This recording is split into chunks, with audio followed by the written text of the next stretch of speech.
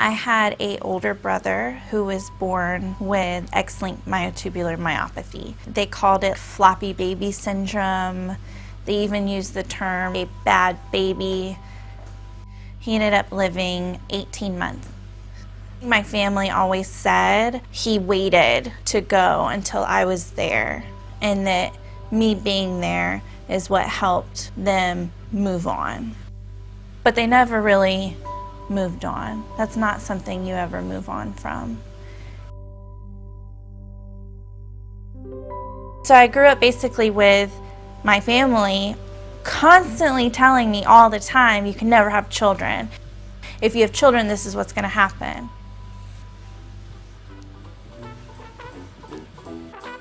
My superlative for high school was super dad. Most likely to be a super dad. Yeah. So as far as courtship, we didn't even think about it, really. We didn't necessarily think about it that far because it was fun. We made it really fun.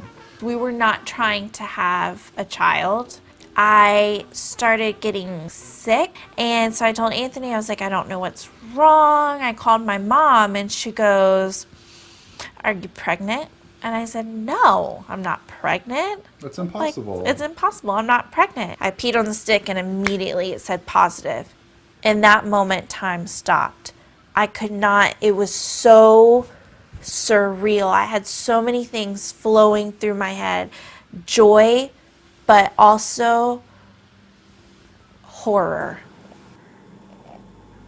Hello, my precious Lincoln. Mom and Daddy are here. And my son.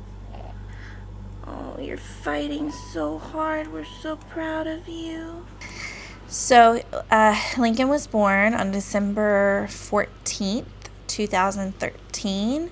And about 1 month later, the 22nd of January.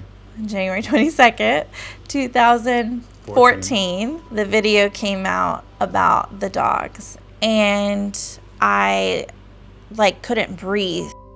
Our research has found that gene replacement for this inherited disease is effective in both mice and dogs with the same mutation. And Anthony's like, what? And I couldn't put my words together, and I was just like, watch this. We were the 10th view. Yes. We were the 10th view of that video, yeah.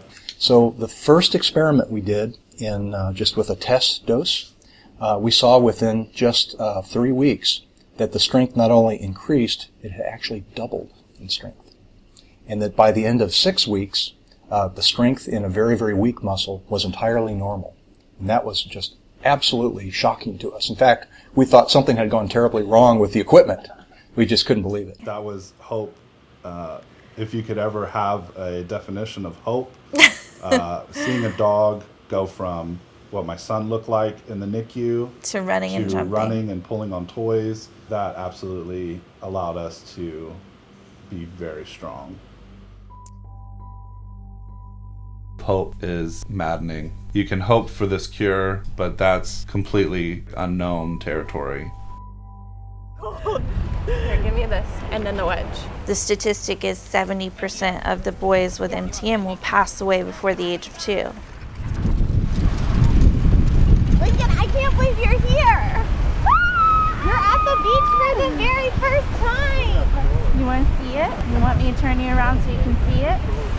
Okay. Our reality is a life and death reality 24/7. You're never safe. Not even for a few minutes. Something could easily go wrong. He could so easily go into respiratory distress.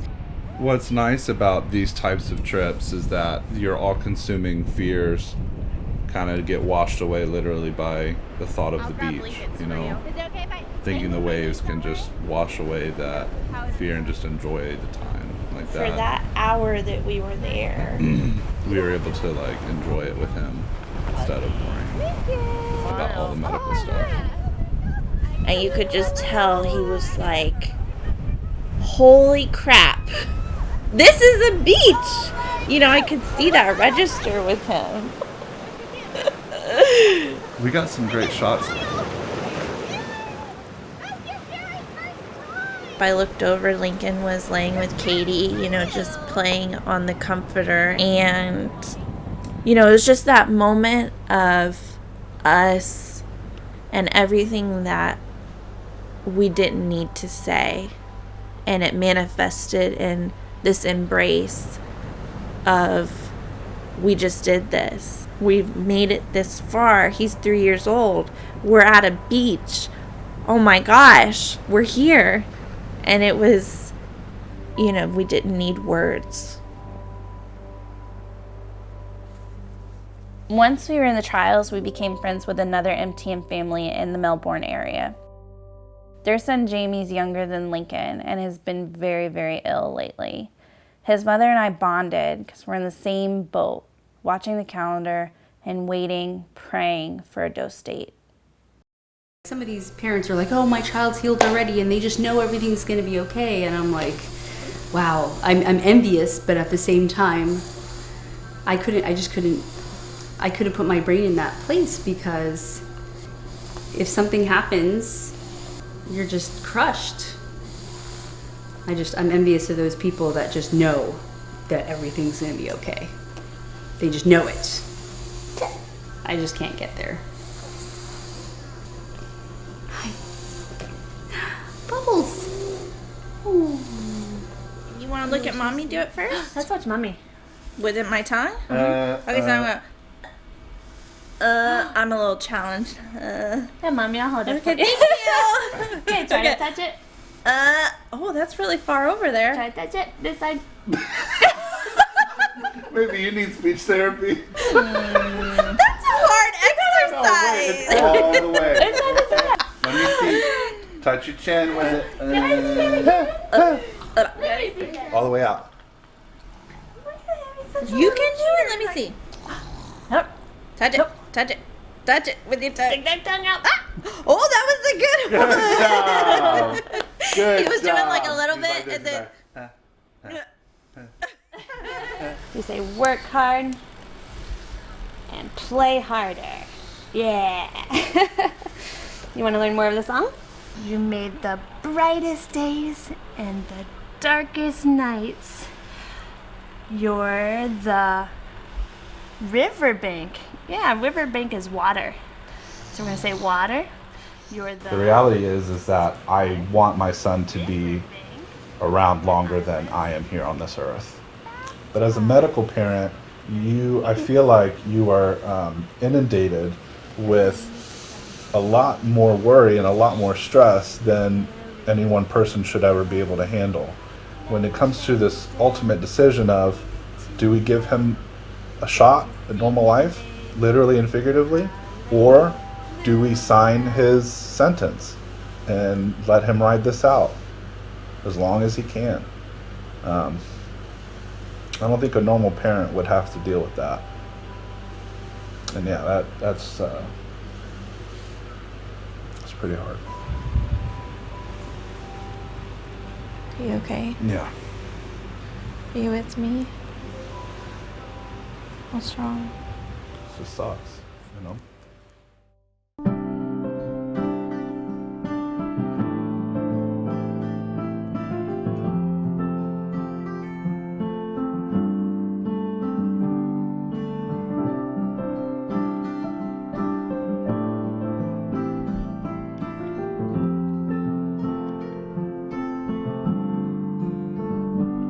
I've cared for a lot of patients that have died, and very, very sick people. And you know, that's your work. You go to work, you treat patients, and you just keep that, you know, part of your life separate. If you don't, it'll destroy you.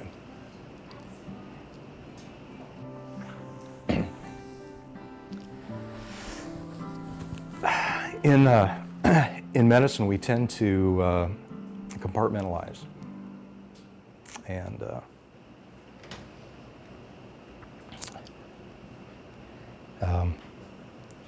it's hard to keep that compartmentalized.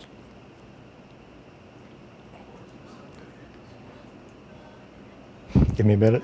Sorry.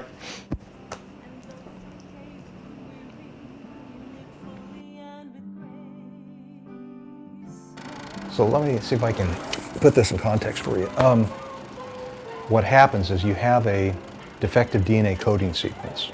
The way that scientists have developed treatments for diseases like myotubular myopathy, they've taken harmless viruses and turned it into a vector.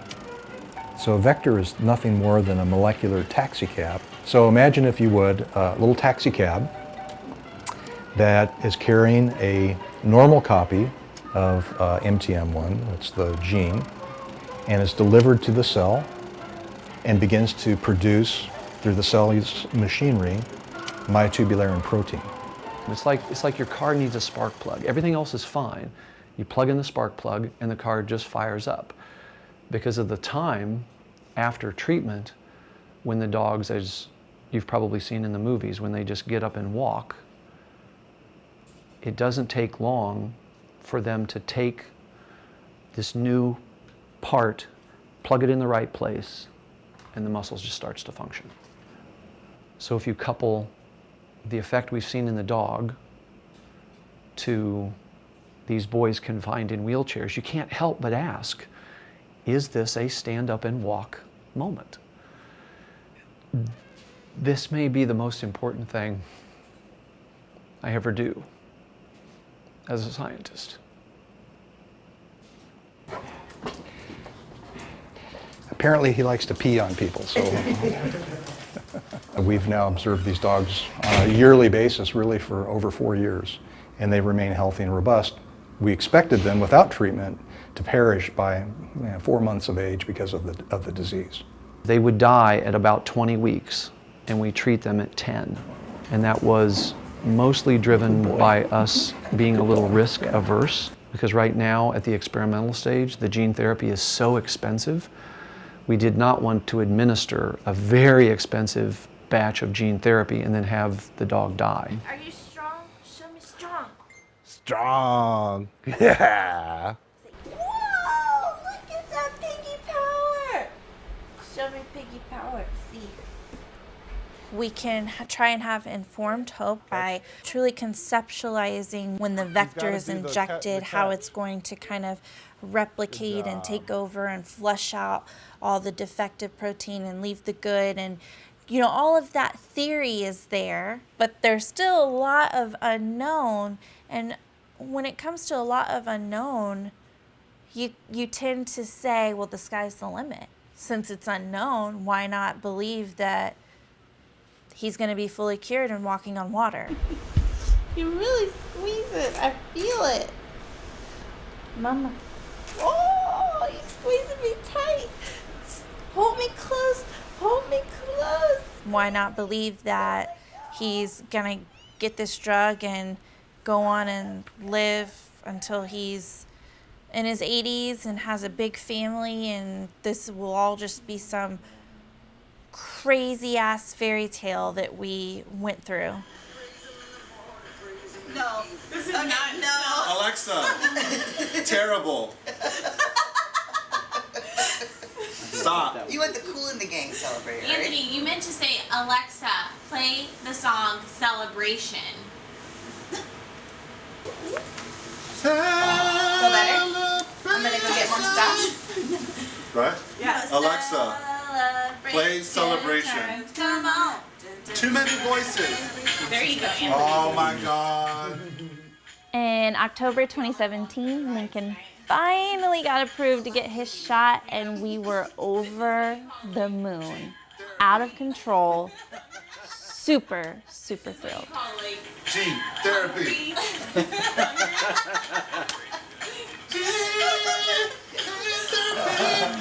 Welcome home, babe.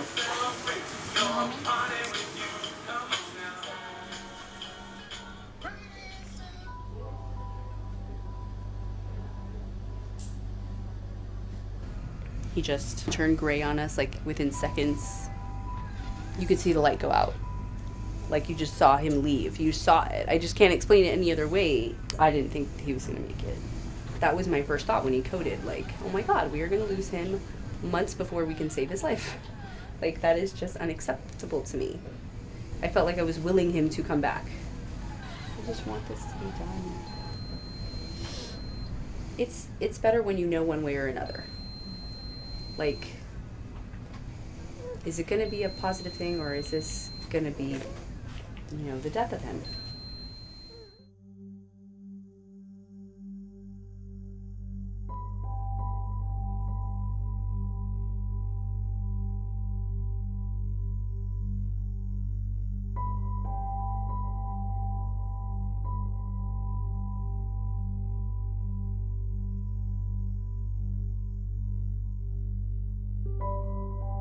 I wasn't given all the information, and some of the information I was given was not true. That probably is the thing that hurts the most, is that we were misled, that this was not as ethical as it was presented. These guys were close. They knew it. I know it. They were willing to take the risk. We just didn't know what that risk was. You have to understand this is the ultimate gamble. Yeah. This is not $1 million gamble, No. a $5 million gamble, gambling your house. Priceless. This is the gamble of a life. Who are we talking to? Do you know that voice? You see him? It's Jamie. I'm Jamie's mama. Show me. Jamie's mama! He's saying I love you. Aww. Yay! Good job, Jamie. He loves you. Yes, he does. And you. Aww, he gave him kisses. He's so sweet. Jamie said more. More? More I love you? Or more kisses? I don't know. What is that he's doing? Show again. So special. Wait, I can't see. Special medicine that's gonna give him a lot of piggy power. So we do it like this. That's cute. I couldn't come up with The longer that it takes for these trials to happen, the more you feel as if the sand is running out. That's what keeps you up at night. That's what haunts your dreams. I feel like we're gladiators in the Colosseum, and we are just fighting demons all the time. Just, she's right, mucus plug, strike it down. Tachycardia, strike it down. Defend against GI issues. Defend against the unknown. Arrows flying at you. It's like, when we say it's a fight, it's a battle. Like, it's legit. It's a real fight every day. And on a daily basis, we're saying to ourselves, let's just get him to the trial. Like, let's get him, let's make him just survive. Say, I love you. It's hard because we've lost so many, and the reality is a lot of them won't make it. Because I was there just a few months ago knowing that we might not make it, and no amount of, you gotta keep your chin up, you gotta believe that he's gonna make it, would take that fact from my mind. Because that you might not. Baby, you can drive my car. Jamie, say Baby, I love you. There you go. But you gotta keep that hope alive, because it's what's gonna keep you going. And why not? It's only gonna help you move forward. He's no longer a bionic baby. I can just pick him up and hold him. So that makes it easier for us to have a relationship independent of a nurse. I tried to temper my expectations because I knew we were getting the first dose. So it was like, either we pull the trigger now or we lose him. And so we took a calculated risk, knowing that we might not get the equivalent of the dog that's running around and completely normal. But I hoped that we would get a child that would breathe and live and have a quality of life. And I feel like it certainly met and exceeded those expectations. It's hard because I know there's moms that are waiting, and then there's moms that know that their boys are probably beyond help with this treatment because they're older. My heart is with you. Don't give up hope. So Jamie had complications, and that put the trial on hold. Everything basically got shut down while all of the test sites and everybody, the safety committee was looking at Jamie. But shortly thereafter, the test sites went back up and running and continued to dose boys and did not consider Lincoln, although he had a dose date and was promised, a dose. And at this point, what are we looking at? We don't even know the next step. We have no idea. I used to think that I had like an unlimited amount for Lincoln. Like nothing would be too much. And then you go through what we went through this year and you realize that you are just human. Like, are all patient families treated this way, where you get like no information, but your child is a guinea pig and at any time could be kicked out or not dosed? I start to get this feeling of, am I having to like make a case here for Lincoln? And maybe the pressure of a parent reaching out could help that process. So I emailed the patient advocate and then I had a phone conversation with her. So the patient advocate tells me UF is basically on hold, not necessarily an approved test site. But she said, I think maybe a potential test site would be NIH in Maryland. And I'm like, okay, great. And she says, well, there's a chance, and we would never want this to happen. But she says something to the effect of, there is a chance that he would not get a spot. And I said, you mean there's a chance he wouldn't get the opportunity to be rescreened? And she said, yes. And she was like, we definitely don't want that to happen, but I just need to let you know. And I just lost it. I'm at a crossroads, but there has got to be a better way. Ooh, we're a rare disease population. There's maybe what? IRB, 400 FDA. kids, and you think they give two shits about kids with MTM? I mean, let's just be honest right now. I think that. Do you think anybody gives a f*** yes. about this population of child? I think the sites who have these children enrolled and under their care, yes. You are a far more optimistic person than I am. I always have been. Yeah, that's true. You always have been. You sound like you feel ethically obligated to report this and to have justice and all this other stuff, even at the expense of it being shut down. I want there to be you're going to laugh, but my hope is that there are these mechanisms in place and checks and balances in place so that a company cannot create rules on the go. There should be something we don't know about. I respectfully think that that's a pipe dream. Okay. This entire trial has been a pipe dream. No, it hasn't. Yes, it has. No, it hasn't. It's not over until it's over. I need more vodka. All right. I'm gonna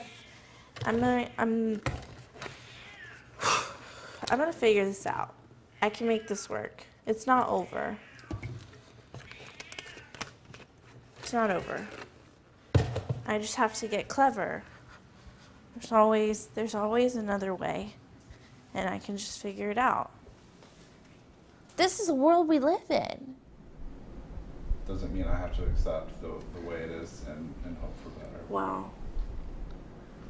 At least that sliver of me is not dead. I'm glad it's not. It's dead within me. But the good news is that because it's dead within me, then I'm prepared to get down in the mud. Can I tell you something? I love you. I love you. More than life itself. You know that, right? The cutie is staring at you. Hello. I see you. I see your eyes. You're very. It is one eye.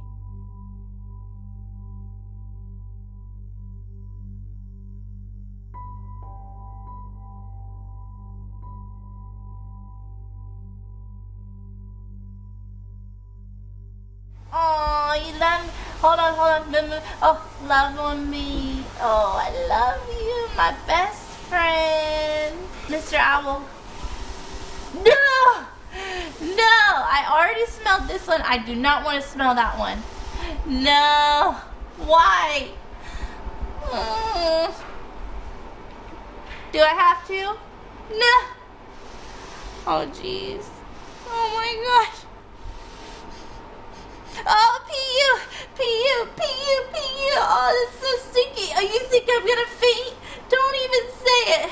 I'm starting to feel woozy already. I fainted. Our situation is a very unique situation, so it's difficult to find gratitude sometimes in our situation, and so we have to practice that. We have to say, I am grateful that Lincoln is healthy today. I am grateful that he is dancing and happy. Where are you walking to? Where do you think you're going? You don't know? You're just gonna walk? Can you run? Faster? Fast? Oh my. Okay, not so fast. I am grateful that he dominated his speech therapy and blew his speech therapist out of the water, and try and really embrace those moments of joy and using gratitude. Yeah. Hashtag Lincoln Squad. Lizzie, all done. You know, and I can't help but relate it to the Old Testament and thinking somehow the water's parted. We've got a golden ticket only to wind up wandering in a desert. You're told that there's a promised land and that it's coming. But when? You got to look at the child who's involved, and I think that is lacking. Take a chance on him. Please, take a chance on it. And if I have to beg, I will. We're gonna get there, whether with their help or not. We're gonna get there.